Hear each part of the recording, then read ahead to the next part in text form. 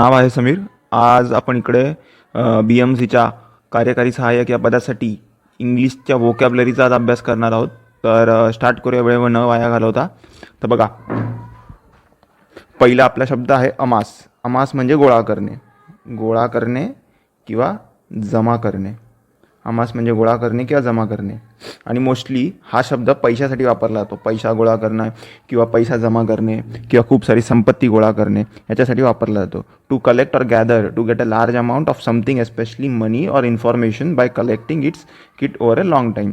म्हणजे खूप साऱ्या वेळात खूप सारा पैसा गोळा करणे. अमासचा अर्थ होतो पैसा गोळा करणे. इथे बघा, she has amassed a huge fortune from her novel. म्हणजे तिने आपली नॉवेल विकून खूप सारं फॉर्च्यून, फॉर्च्यून म्हणजे खूप सारी संपत्ती, धनसंपत्ती तिने गोळा केलेली, असा याचा अर्थ होतो.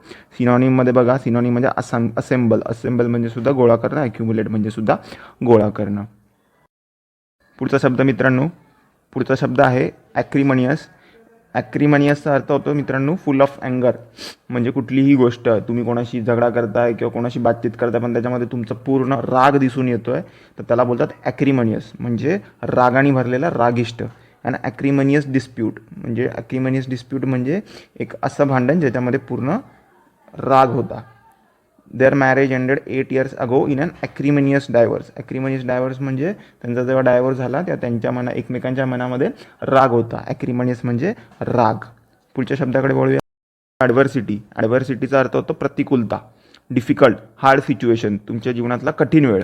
ॲडव्हर्सिटी, a difficult or unpleasant situation. Synonym आहे त्याचे misfortune, difficulty, hardship, distress, affliction आणि poverty. She was always cheerful in adversity. म्हणजे ती तिच्या कठीण काळातसुद्धा चिअरफुल होती, म्हणजे हॅपी होती. Adversity bring out the best qualities in the person.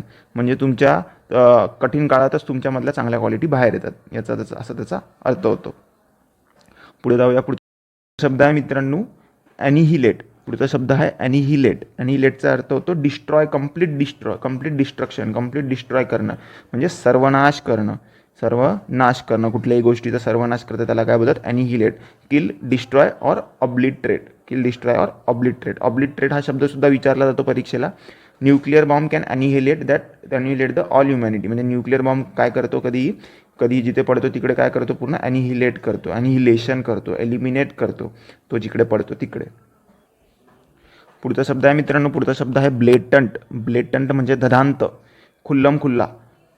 ब्लेटंट, bad behaviour done openly अशेमली, निर्लज्जासारखं, खुल्लम खुल्ला, याचा अर्थ होतो ब्लेटंट. ब्लेटंट लाय म्हणजे ददांत खोटं बोलणं. ब्लेटंट डिसरिगार्ड ऑफ द लॉ म्हणजे ज्याला लॉची काही भीती नाही आहे आणि तो नुसता कायदा मोडत असतो. Outsider will continue to suffer the most blatant discrimination. बघायचे सिनॉनिम आहेत फ्लॅग्रंटचा एक्झॅक्ट अर्थ ब्लेटंट होत नाही. फ्लॅग्रंटचा अर्थ होतो बिंदास. तर फ्लॅग्रंटचा अर्थ होतो बिंदास. ग्लॅरिंग, ऑब्वियस, अनडिस्गाइज्ड, अनकन्सील, एव्हिडंट, ब्लेझिंग आणि कॉन्स्पिक्युअस. हे शब्द येतील पुढच्या येणाऱ्या लेक्चर्समध्ये आणि पुढे सुद्धा, तर आपण तेव्हा पण हे करूच. ठीक आहे. पुढचा शब्द आहे मित्रांनो ब्रीच. पुढचा शब्द आहे ब्रीच. ब्रीच करणं म्हणजे काय? तर ब्रीच करणं म्हणजे ब्रेक करणं, तोडून देणं. कोणतं प्रॉमिस असेल, प्रॉमिस ब्रेक करणं म्हणजे तुम्ही प्रॉमिस ब्रीच केलं. An act of breaking a law, promise, agreement and relationship, violation of law, duty and promise. He sued for breach of contract. कॉन्ट्रॅक्टचा हा शब्द, ब्रीच शब्द हा कॉन्ट्रॅक्टसाठी खूप वेळा यूज केला जातो. कॉन्ट्रॅक्ट ब्रीच केलं म्हणजे तुम्ही तुमच्या बिल्डरनी तुमच्यावर कॉन्ट्रॅक्ट केलं होतं की तो 4 महिन्यामध्ये तुम्हाला घर देईल, पण त्यांनी तुम्हाला 8 महिने झाले तरी दिल्यानंतर त्यांनी काय केलं? ब्रीच ऑफ कॉन्ट्रॅक्ट केलं. ब्रीचचा अर्थ काय? तो ब्रेक केला कॉन्ट्रॅक्ट. ठीक आहे. पुढच्या शब्दाकडे वळूया. पुढचा शब्द आहे मित्रांनो इनफॅलिबल. पुढचा शब्द आहे इनफॅलिबल. इनफॅलिबलचा अर्थ काय होतो? That never fails, always doing what it is suppose to do. म्हणजे जो मनुष्य कधी चुकत नाही, कधीही जिथे जी गोष्ट हवी तिथे ती गोष्ट करतो, कधीही चुकीचा डिसिजन घेत नाही, त्याला बोलतात इनफॅलिबल. कधीही न चुकणारा. पुढच्या शब्दाकडे वळूया. तर पुढचा शब्द मित्रांनो, पुढचा शब्द आहे मिसॉजिनिस्ट. जो स्त्रियांचा द्वेष करतो त्याला मिसॉजिनिस्ट बोलतात. महिलांचा द्वेष करणारा मनुष्य त्याला बोलतात misogynist. A person who dislikes women, ज्याला महिला आवडत नाहीत. ठीक आहे. पुढचा शब्द मित्रांनो फिलॉन्थ्रॉफिस्ट. फिलॉन्थ्रॉफिस्ट त्याला म्हटलं जातं जो खूप दान धर्म करतो. जो खूप दान धर्म करतो, जो rich person who helps the poor and those in the need especially by giving money, जो पैशाची वाटप करतो, धान्याची वाटप करतो, त्याला बोलतात फिलंथ्रॉफिस्ट, मानवतावादी किंवा परोपकारी, त्याला बोलतात फिलंथ्रॉफिस्ट. पुढचा शब्द मित्रांनो मिसंथ्रोप. मिसंथ्रोप म्हणजे तो माणूस जो मनुष्य जातीचा द्वेष करतो, त्याला बोलतात misanthrope. A person who hates and avoid other people, त्याला बोलतात मिसंथ्रोप. मित्रांनो कॅनिबल, पुढचा शब्द आहे cannibal. A person who eats human flesh, जो माणसाचा मांस खातो, मनुष्याचा मांस खातो, तो असतो कॅनिबल. नरभक्षक, नरभक्षक त्याला म्हणतात कॅनिबल, त्याला म्हणतात कॅनिबल. हा प्रश्न खूप वेळा आलेला आहे TCSच्या पेपरमध्ये, IBPSच्याही पेपरमध्ये नेहमी याचा हा प्रश्न विचारला जातो की कॅनिबल म्हणजे काय. पुढच्या शब्दाकडे जाऊया मित्रांनो. क्लॉस्ट्रोफोबिया. क्लॉस्ट्रोफोबिया बघा, फोबियाचा अर्थ होतो भीती, फोबियाचा अर्थ होतो भीती. ज्याही शब्दाच्या मागे फोबिया लागलेला असेल त्याचा अर्थ होतो भीती. तुम्ही तो शब्द ऐकला असेल हायड्रोफोबिया.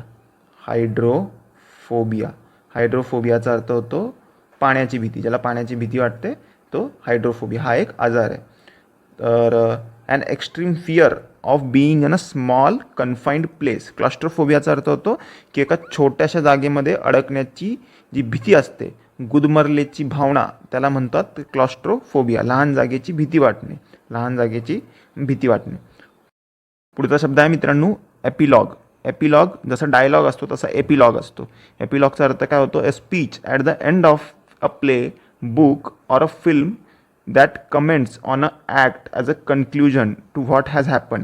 म्हणजे एका प्लेच्या नंतर किंवा पिक्चरच्या नंतर, एका ड्रामाच्या नंतर आपल्याला सांगितलं जातं अशा प्रकारे हे ह्या गावात हे घडलं, अशा प्रकारे असं झालं, तर त्याला बोलतात एपिलॉग. शेवटचा जो स्पीच असतो त्याला बोलतात एपिलॉग. त्याला मराठीत बोलतात समारोपाचे गीत. समारोपाचे गीत एपिलॉग, समारोपाचे गीत. जो शेवटी म्हटलं जातं तो असतो एपिलॉग. पुढचा शब्द आहे एपिटॅप. एपिटॅप हा शब्द खूप वेळा विचारला जातो TCSच्या एक्झामला किंवा IBPSच्या एक्झामला, किंवा कॉमनलीच विचारला जातो इंग्रजीच्या पेपरामध्ये.